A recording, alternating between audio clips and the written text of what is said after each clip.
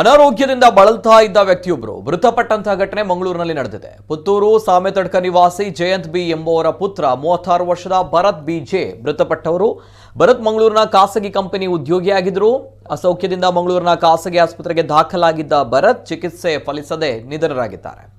ಅವರು ತಂದೆ ಸಾಮೆತಡ್ಕದ general store ಮಾಲಕ Jayant B, ತಾಯಿ ಯಶೋಧ, ಸಹೋದರ ಹಾಗೂ ಪತ್ನಿ ಮತ್ತು 1.5 ವರ್ಷದ ಮಗುವನ್ನಾಗಲಿದ್ದಾರೆ.